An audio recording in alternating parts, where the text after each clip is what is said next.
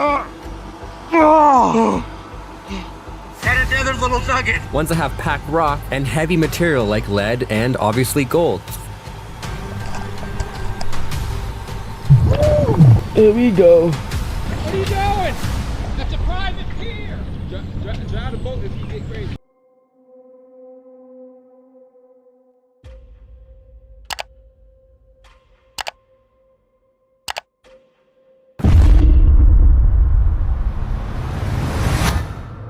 On December 11, 2025, Katie, the creator of Katie Roams, prepared for a night of stealth camping in the UK.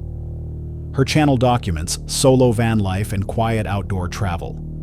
Parked beside a canal on her first night back from Norway, she planned to wait out a winter storm inside her van, expecting nothing more than wind and rain. I am back home in the UK after my incredible trip to Norway. However, I have been welcomed home with some very severe weather warnings. Very typical British weather. I've got severe rain, severe winds. The storm, I've just checked, is due to arrive in about half an hour, so I might go have a wander. There's a little canal down there. You make the most out of it. Like, I'm being more of a stealthy park up tonight, but that's the reality of van life. It is what it is. You make the most out of it. Ooh, there's a path down there. The clouds look absolutely miserable. The wind is most certainly picking up. I'm surrounded by like a barrier of dark clouds. Severe weather warnings covered the area as Katie returned from Norway. Heavy rain and strong winds were expected overnight. Instead of moving on, she chose a public parking spot beside a canal, planning to stay unnoticed until morning. As daylight faded, the wind picked up across the open space, and the location began to feel less temporary than she intended. The angle at which I'm cooking right now is probably not great, but I really don't want to step foot outside the van. It's freezing out there. Norway was cold, but it was dry cold. Dry cold is so much nicer than wet cold. The van is literally shaking. My stove is flying away. I'm being literally blown all over the place. And it's getting cold as well. I might have to bring it in because my flame keeps going out.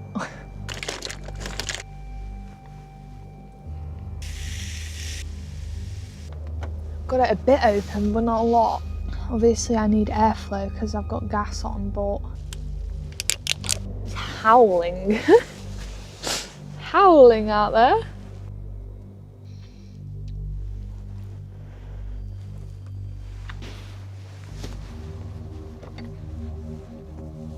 By evening, the storm had fully arrived. Wind rocked the van while rain struck continuously. Inside, Katie tried to settle into routine, cooking dinner as sudden gusts repeatedly blew out her gas stove.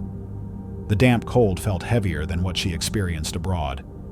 Later, she converted the sofa into a bed and tried to rest as the storm continued outside.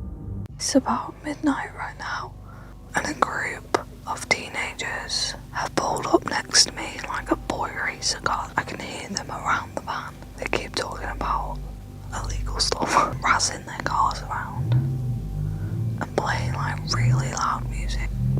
Oh, this is so annoying. Okay, from what I can tell, there's about 3 vehicles and I'm fully blocked in. Sometime after midnight, the soundscape shifted. Engines, music, and voices replaced the wind as cars pulled into the area nearby. The activity continued for hours, leaving Katie awake and unable to move the van. By morning, the rain lingered, the area cleared, and she drove off for scheduled van maintenance. Viewers later focused less on the storm and more on practical concerns. Being alone, boxed in, and dependent on circumstances staying calm through the night. Nothing truly went wrong, but when plans rely on staying unnoticed, how quickly does a quiet night become something you're simply waiting to escape? Hold on a sec. If you're enjoying this so far, make sure to hit that subscribe button. Let's continue.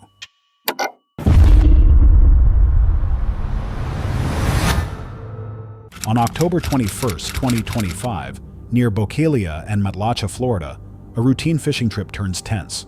The footage comes from Hood Fishing Entertainment, a YouTube channel focused on real-life fishing and raw encounters on public waters.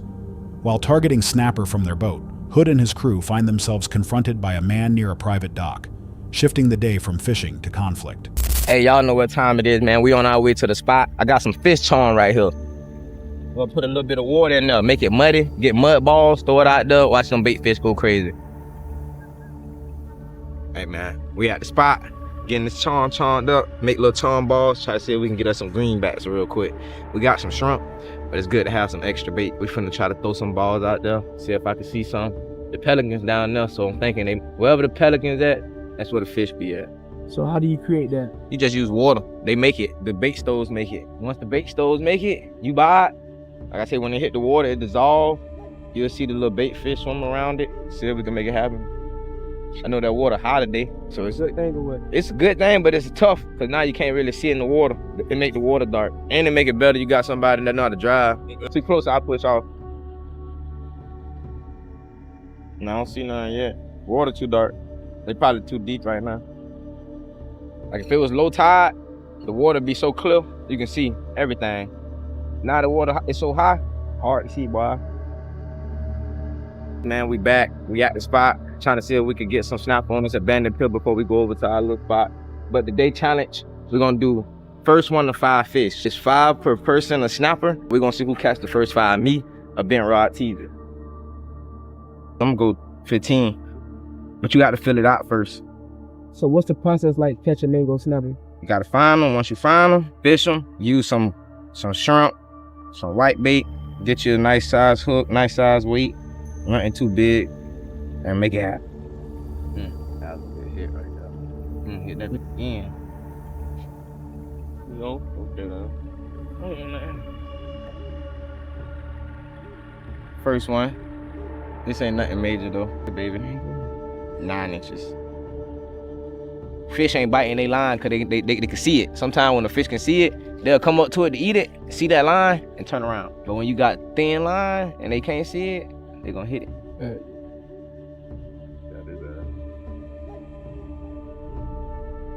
Need that one I just had last time, man, that real was. Only if these were 10 inches, boy, I'd be at 3 right now, boy. Oh, that's a snapper, boy. Tease it, man. I'm out here, man. You know what I'm saying? This is what I do. Hey, man, y'all see what it is, man. We got our first snapper. Mm-hmm.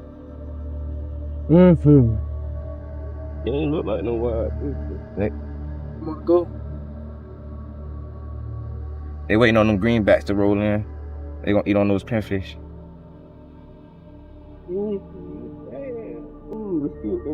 Yes, sir. Hood Fishing introduces the plan for the day, snapper fishing in Southwest Florida. The crew prepares bait, discusses strategy, and emphasizes fishing legally from the boat. The mood is relaxed, competitive, and focused solely on the catch. Then the situation changes. Here we go. What are you doing? That's a private pier. Drive the boat if you get crazy.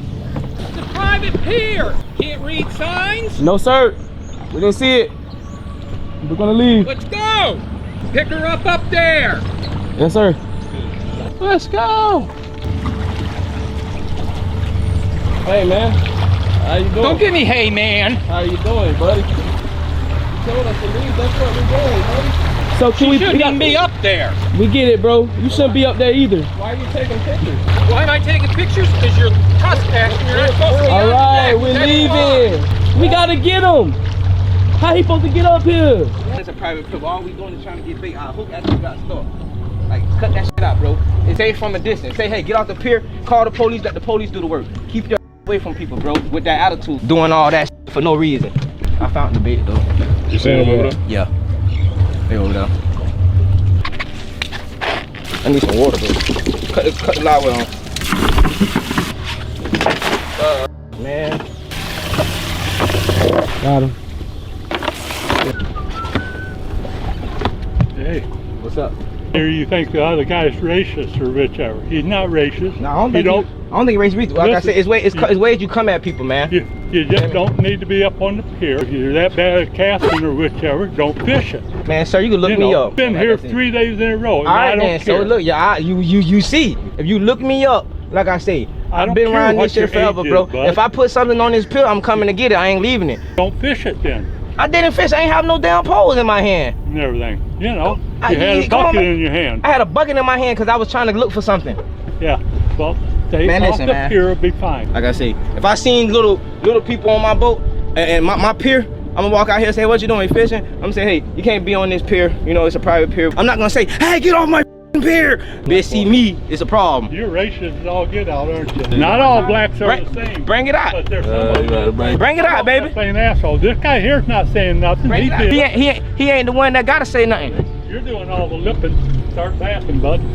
Start what? Start backing. Backing it up.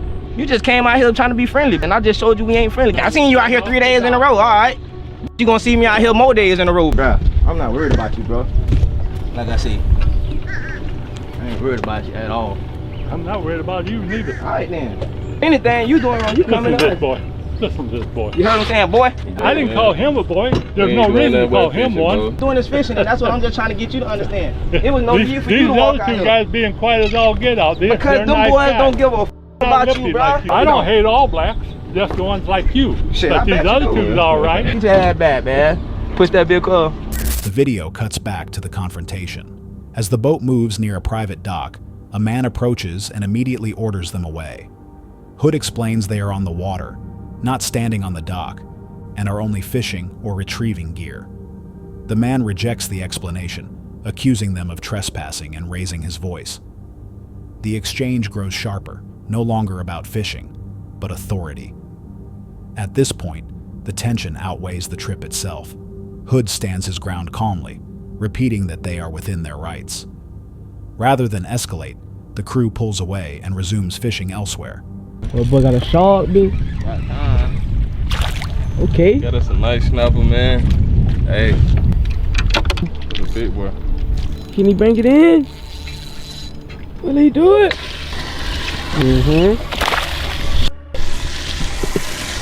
Hey, Brand, it took a little minute, feel me? But I got my 5 bad limit of snappers, feel me? If Brand ain't have to go, I'd catch Brand 5, but I did what I was supposed to. Mission complete. Came out here, caught my 5 snapper. Uh-oh. I'm playing with Stevie. What I told you. I'm playing with Stevie. Baby. Get him in, Teasy. That's a good way to end right there. Teasy, make it look easy, baby. You know what time it is, man. Snapper time, baby. Snapper. Hey. Oh, yeah, Teasy. Teasy, make it look easy. There it is. That shit big. The biggest one right there. That's the biggest one of the day. He took my bait. Teasy call it game. That ball game. That ball game. I get it. Yup, keep it tight. Don't reel, just keep it tight. Whoa! That's my cameraman! Oh! Bitch, I got the realest cameraman in the fishing industry. Y'all cameraman ain't doing this, man. And my boy ain't even first time out there. Come on, man. Big old snapper. Come on, man. Hood fishing brand. Yes, sir, Skate. They later catch Keeper Snapper and complete the challenge, ending the trip successfully despite the earlier confrontation. No police arrive, and the incident fades, but the discomfort lingers. The conflict wasn't driven by broken rules, but by presence. The camera itself may have been the only real protection. If this moment hadn't been recorded, would the outcome have been the same, or would it have gone further?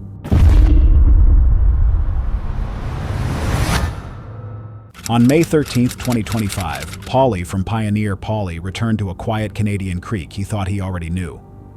His channel focuses on raw gold sniping, no shortcuts, just bedrock and patience. But this familiar stretch of water began revealing signs that something far richer was hiding beneath the flow. What we're looking for are cracks, crevices, or even just low points in the bedrock where our heavy material, like gold, can settle down into. Since these heavy rocks are all hanging out together here, I thought maybe there will be other heavy things also hanging out underneath it. So moving all the material off the bedrock can sometimes be the most time-consuming part of sniping. But eventually, once I got down to the low point of the bedrock, I found nothing. So I moved on to the next crevice that I saw. Just found a little flake.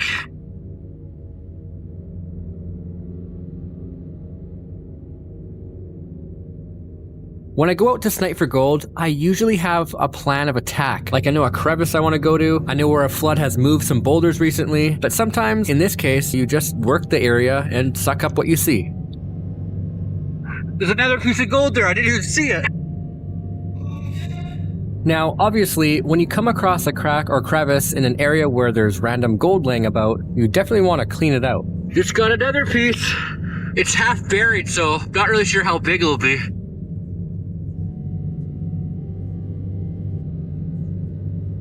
Paulie skipped any long introduction and began working shallow cracks along the bedrock. After clearing loose material, a small flake appeared. Not impressive on its own, but enough to confirm the creek was still active. When gold shows up early, it usually means more is nearby. I moved on downstream a ways and settled in on a spot just below this rapid. I did find a piece of gold right away, so I started looking for cracks.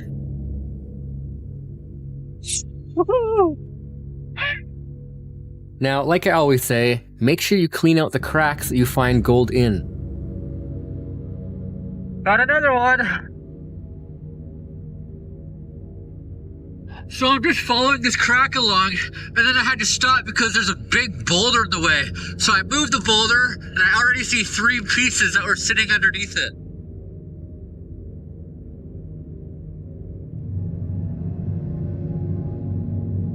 The crevice is starting to look better in that the gravel inside is more compact, but it's starting to become too shallow and dirty to see. I'll continue to work and suck up what I can see for as long as I can. I managed to suck up some fly poop that I saw, but other than that, it was time to move on. While I was making my way upstream to a deeper pool, I noticed this fast zone. There is a shallow, thin crack that I just had to check, so I did, and I got lucky. So I just found a piece of something. It looks like a piece of gold, but it also looks like a rock. It could potentially be our biggest piece of the hunt so far. Let me show you.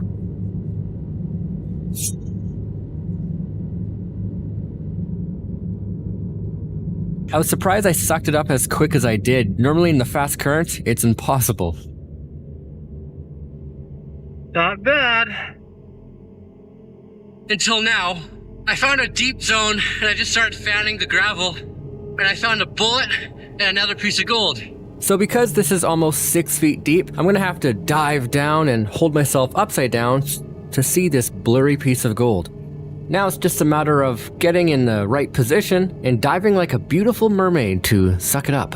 This is why having weights is handy, but I didn't feel like hiking that in this trip. I found a nugget. For sure it's the biggest one I found this trip so far. I don't know how I'm gonna get it though, because I didn't bring tweezers obviously, and it's in a really difficult spot. So this is what I call an intersection. It's where multiple cracks meet together to form a pocket or pinch zone, and is an excellent place to look for gold. So it's obviously really hard to see, but I do end up sucking that piece up along with another piece. Due to refraction, the piece looked bigger than it was. I was able to suck it up right away, and the last piece I wasn't able to suck up, so that piece was smaller than the last one. I just found another bullet and another little nugget. Ones that have packed rock and heavy material like lead and obviously gold.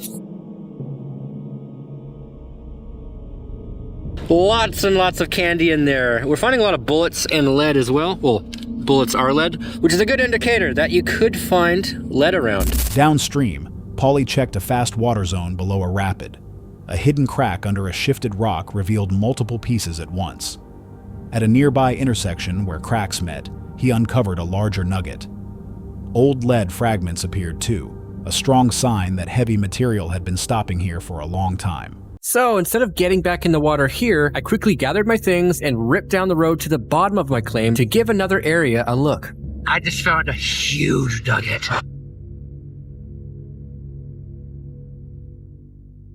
So again, here we have another intersection of cracks that lead to a deep zone. It's just a good place to look for when you're looking for gold.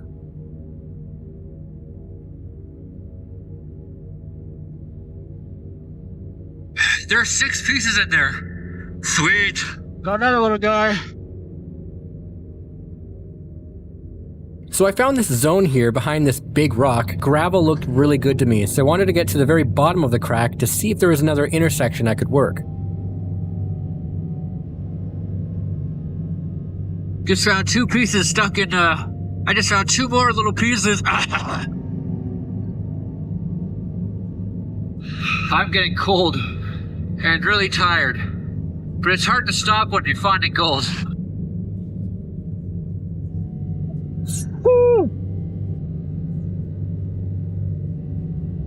I was probably floating here for about 20 minutes or so, just sucking up gold one piece after another.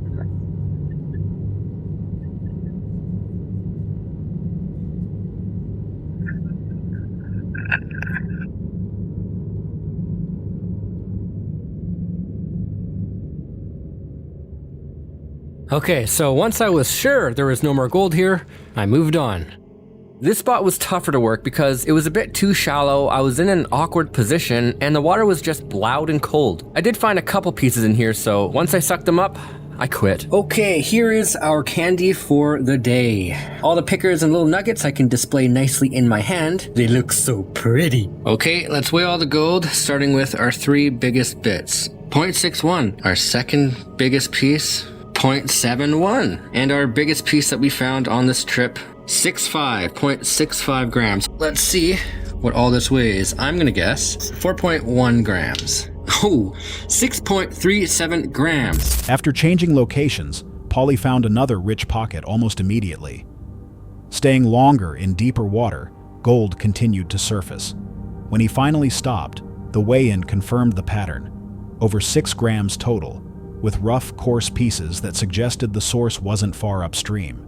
The coarse texture and repeated pockets suggest the gold may be eroding from a nearby undiscovered source. If this much surfaced so easily, how much gold is still locked deeper in the creek? On January 14th, 2024, Jake, the creator of the YouTube channel Dalmid, returned to Columbus, Georgia. Known for scuba diving and underwater recovery, his channel documents real searches beneath rivers and lakes. That day, he entered the Chattahoochee River with no clear target, expecting nothing more than another routine dive. Until the river revealed something unexpected. What's up guys, Jake here. Today I'm in my hometown of Columbus, Georgia. We're about to go scuba diving in the Chattahoochee River to see what we can find. Let me know in the comments what you think my best find of the day was. But with that said, let's get underwater and see what we can find today.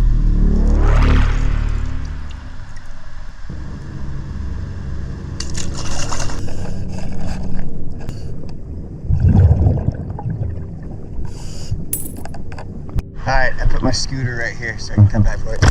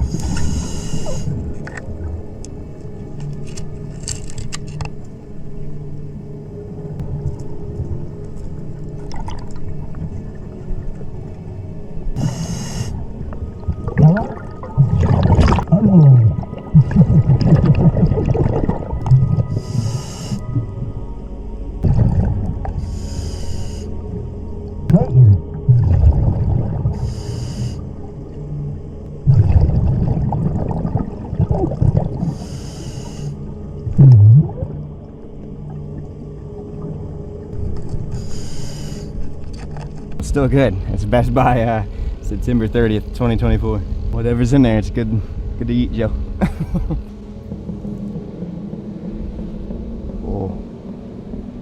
Oh, that's nasty. You ready?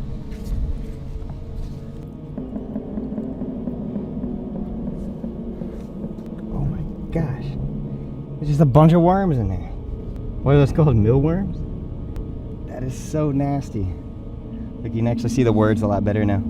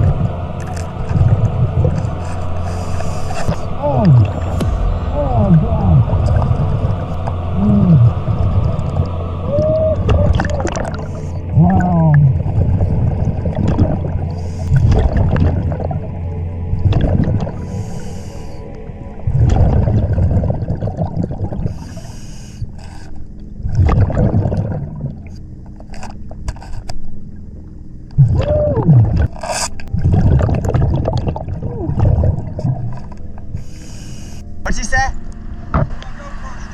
Oh, you dropped the GoPro? Let me see. That ain't yours. That's mine. Dude's trying to get my GoPro. That dude was literally trying to catch this and steal my GoPro. Jake begins the dive by slowly searching the riverbed, finding only small, discarded items. His reactions remain calm, reflecting a familiar process he has repeated many times before. Nothing about the search suggests urgency or danger. The dive continues with the same steady rhythm, giving no hint of what lies ahead. The routine ends when Jake discovers a firearm resting on the riverbed. His response immediately changes. Recognizing the seriousness of the find, he stops the search and contacts local law enforcement. The firearm is later identified as matching the make and model connected to an ongoing double homicide investigation. In that moment, the dive shifts from exploration to evidence. So shortly after finding this weapon, I called the police and handed it in. There was a story going around that a girlfriend confessed that her boyfriend killed 2 people and tossed a particular weapon into the river. This weapon matches the exact make and model of that particular crime. What's the chances of finding the exact make and model at the exact location? Let me know in the comments. Do you think this is the weapon used in the crime? I think so personally, and I will update you guys in the future. After turning the weapon over to police, Jake calmly explains the situation and ends the video. Yet viewers later focus on brief moments surrounding the discovery, questioning whether other details were present but unnoticed. The search ends, but the uncertainty does not. Many viewers focus less on the confirmed discovery and more on what might have been overlooked, questioning whether the river still holds details no one noticed. If something so serious could remain hidden for years, unnoticed in familiar water, how many other details escape attention simply because no one is looking for them? On October 11, 2025, Slav, the creator behind the YouTube channel Slav's Adventures, set out on a magnet fishing trip driven by a local roomer. His channel is known for adventure content built around exploration and staged discoveries meant to entertain. The location was a quiet body of water said to be linked to a UFO crash. Slav openly doubts alien stories, but curiosity leads him to test the rumor. 1. pull at a time. I can feel something on my magnet and we can see it, yeah. Okay, what is that, guys? That's our first find for today. I think those of you who would believe at aliens will say that it's a part of aliens. It looks strange. It's all covered with rust and dust, and these tubes and wires, all this looks a part of the spaceship. I'm gonna keep throwing, keep going, because it was just a first find. Maybe we can try to find more stuff. I don't know. Oh yeah. You know what's strange? Every time I'm throwing into that position, right, I feel that something stuck there. Something big is right there. So let's try to... Yeah, definitely. Something big is heavy. Something square. Something strange is under the water. Ooh, oh. I never saw anything like that before. It has some kind of sound system here, wiring, and this strange thing like an antenna, a circle antenna or what? You know, it all looks like an alien ship black box, which may record alien sounds or something like that. I still do not believe at any UFOs and other stuff, but we found already two things which are connected with all these things. Sound. Let's keep throwing the magnet to get more stuff because that's weird. We found already two finds which are kinda... I'm throwing somewhere there. Yeah, there is definitely something big, the same as the previous find, yeah? So, very big. So maybe there is something big under the water. I'm not saying that it's a spaceship or UFO or something like that, but definitely something big. Hey. Wait, what is that? Oh my gosh! Is it an alien head? No, it's not like a head. It's just like a mask, or maybe a part of the... because it's made out of metal, guys. You see this unique design? There are some scratches and dents, and this thing accurate not to lose it. And we can see it. What is that? Wait, what? Whoa. What is this? Whoa! It looks like kind of strange metallic claw. Or maybe it's a part of a space engine or something like that. I don't know. Just have a look on that thing, guys. I never saw anything like that before, guys. What this thing could be? It has strange dots everywhere. It has strange pattern everywhere. A space pattern. And guys, that's our fourth find, which could be connected with the aliens and UFO. Is there really a spaceship under the water? Slav begins magnet fishing with no clear expectations beyond checking the rumor for himself. Early pulls bring up metal debris and unusual objects that don't immediately stand out as extraordinary. He jokes about how easily scraps could be misinterpreted by people who already believe in UFOs, while maintaining a skeptical tone about what he's finding. Still, each object adds to the sense that the area holds more than random junk, encouraging him to keep searching.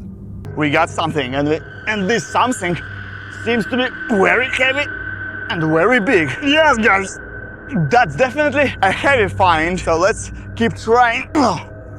You know, I have a feeling that my magnet catched something very big and made out of very strong and fat metal. Small step by step to get the thing out of the water. Hey, look!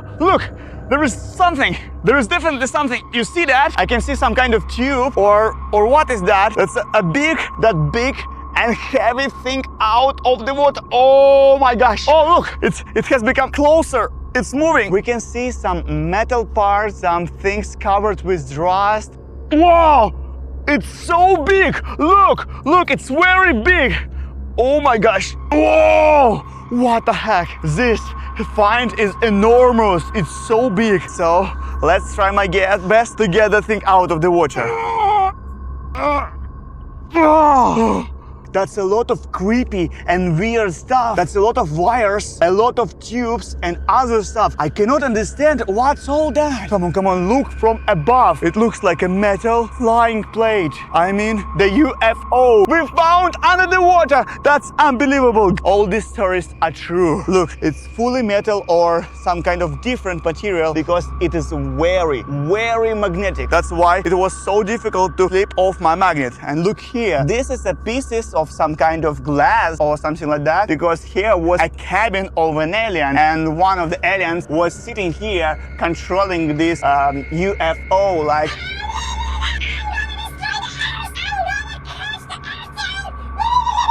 or something like that. But unfortunately, he had fallen down under the water, right? The tone shifts when the magnet locks onto something significantly heavier. After repeated effort, Slav pulls up a large, disc-shaped metal object. He presents it as potential UFO wreckage, pointing out cables and internal components that appear deliberate rather than accidental. At this point, the narrative leans fully into speculation, with Slav suggesting the object could be part of a crashed craft. What started as playful skepticism now feels like a discovery meant to be questioned rather than dismissed. We found a real UFO, but I did not believe in it. So now I believe, and all of these things are real. These are the part of the starship that we found before. And guys, do remember these things. So this thing may be not just a speaker or strange thing. This might be the spaceship black box, which has recorded the reason of the fall. Maybe we recorded what the aliens. My magnet caught something, not so big, yeah, but there is definitely something on my magnet, okay? So let's be very careful. Whoa, whoa, whoa. Ah! Ah! Ah! What is that? Oh my gosh, look at that. Oh my freaking gosh. What is that thing? That's a skeleton of an alien. That's a skull of a real alien. So the alien is dead. And you know what, guys? Maybe that's used to be his suit. Yes, guys, it fits. It 100% fits, definitely. That's his mask.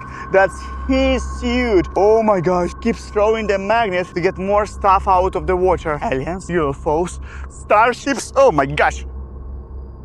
Of this starship, because again, it feels so heavy. Oh, no, it's just a small part or something like that. Again, that might be another part of the starship, of the spaceship, and we can see it there. Whoa, whoa, whoa. What? Wow, guys, what is that? Oh my gosh, that's a space blaster. That's a space weapon. Oh, what is that? Oh my gosh, look, it's so covered in rust and dust. And I think it also has the same coloring as this, as that, and as the spaceship that we found before. But guys, it is a very special magnetic material. It's a weapon. And look, you know, if they are friendly. So it's our time to listen to that thing, to the black box, and try to understand. Let's hope that they can speak English or other languages. We can translate it. So guys, it's been a while, but I tried to power up the thing. I tried to repair it. I used all my equipment that I got with me, and I think we can now listen to that thing. Oh, it's working. What are these sounds? What is this language? I cannot understand. How can we translate? So I can assume that this is an alien language, right? So we cannot speak the language that those creatures speak. How can we translate it? How can we understand them now? Oh, I know. Maybe we can use ChatGPT to translate that thing. Hello, ChatGPT. Can you help me translate the alien language? Hello, Slav. Well, to be honest, I'm not sure I'm capable. Just right, okay? Okay, I will. Can you hear it? Yes, I can hear it perfectly. Keep listening. I think I know the translation. Really? You know? Okay, so tell me, what's been recorded on that recorder? So, someone on this recording was talking about invasion on the planet Earth using parasites and further planet colonization. Are you sure? The probability of right translation is over 90%. Are you sure that it's about an invasion or something like that? They were He was talking something about parasite gun and how it speeds up the incubation process. The finds escalate quickly. Slav recovers objects presented as alien-related items, including a mask, skeletal remains, and tools described as weapons. He then activates the earlier black box and uses an AI tool to translate strange sounds into a message claiming hostile intent. Slav concludes that aliens are real and not friendly, ending the video by promising further investigation. The video closes, leaving viewers divided between disbelief, amusement, and uneasy curiosity. Many viewers played along with the story, while others called it fake. The comments show how easily mystery becomes believable when it's presented as discovery. If people know a story is entertainment, why do they still want it to be real? Sometimes the mystery matters more than the truth behind it. On November 22, 2019, in a quiet Florida neighborhood, two teenagers went fishing near a residential pond. The video was uploaded to JC Fishin, a channel known for real-life fishing trips and unexpected encounters. What started as a normal afternoon quickly shifted when a single confrontation disrupted the calm and drew police attention.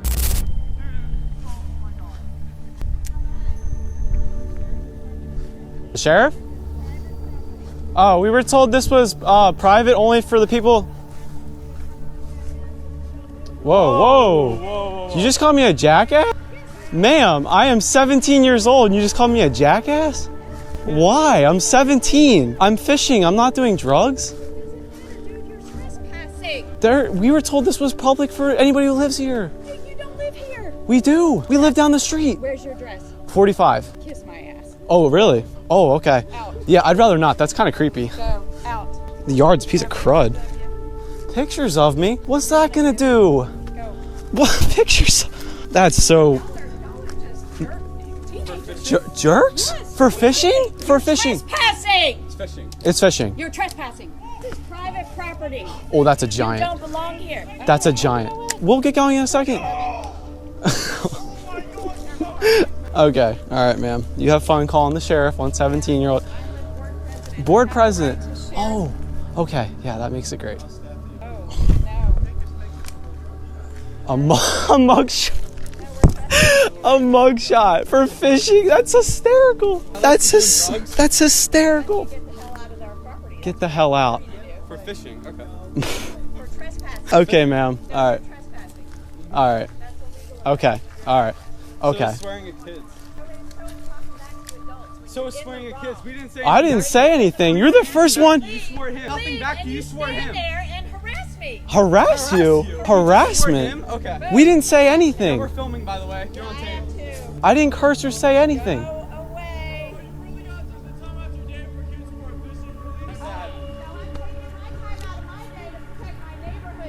Protect it from fishermen. Bang, bang, bang. Everybody watch out because I got a minigun. Boom, boom, boom, boom, boom.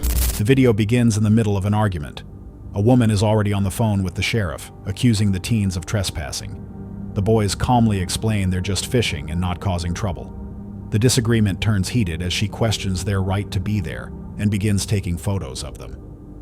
The situation escalates faster than anyone expected. All right, Robbie, let's go hit another pond. Yeah, go trespass somewhere else. We will. Nobody else says anything. We're fishing. We're not shooting people or doing drugs. It doesn't matter. You're trespassing. You're interrupting my pay to live here. You do not. Okay, all right. I pay to insure this. You do not. Insure to do what? Go away. I'm fishing. All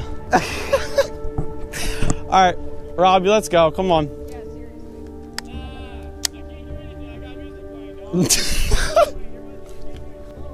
As soon as you what? I've never heard such profanity out of someone. We are minors. We're minors. I don't care. You're trespassing. You can be trespassed. Oh my God. Robbie, let's go try another pond.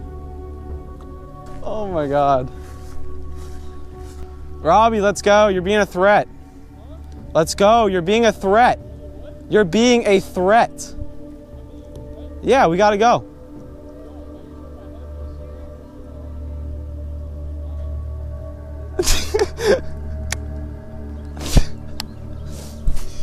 Absolutely hilarious. Robbie, how big was that one you lost?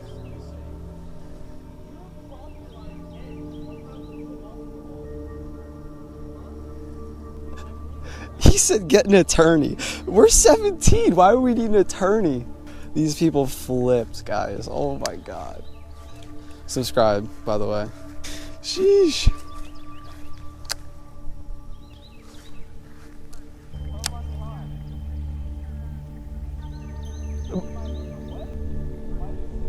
Like a thug, like from the streets.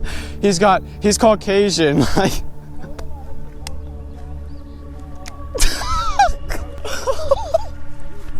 All right, Robbie, let's go. Come on. Come on, let's go.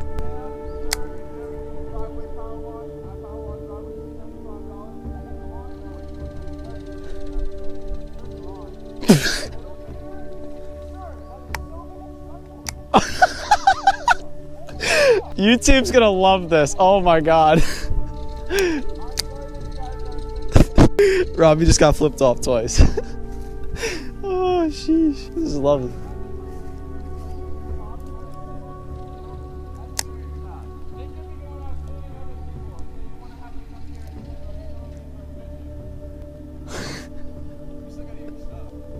I know. All right, let's work a little faster. She's following you? She's following me. Oh my God. Oh my God. It's hilarious. Bro, she called me a jackass. She told me to get the hell off her property. She's Bro, this is... Why is she following us, bro? That's so creepy. Oh my God, she's walking so fast. It's not even funny.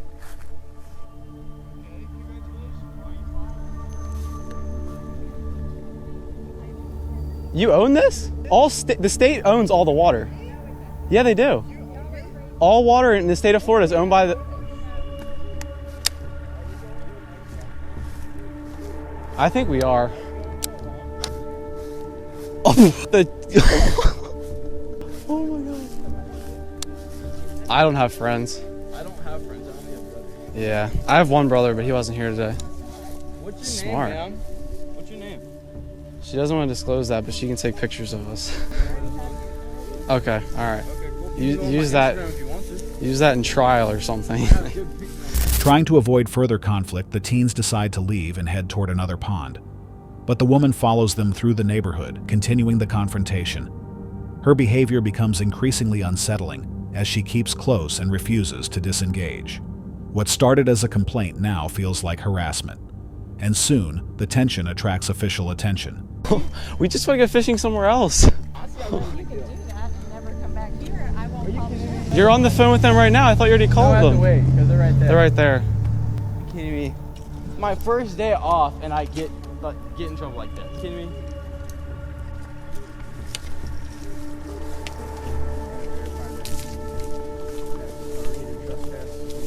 Okay. Okay. Back here, that's it. You guys good to go. Don't come back. All right. Are you gonna get charged anything today or no? Okay, good. Unless you want to. No, we're okay. We're good. Just hang out here. I Okay. don't want to get charged anything. Literally, I would like ruin my parents' day if I got charged or something. Dude, people need their driveway power washed over here. Look at this sidewalk.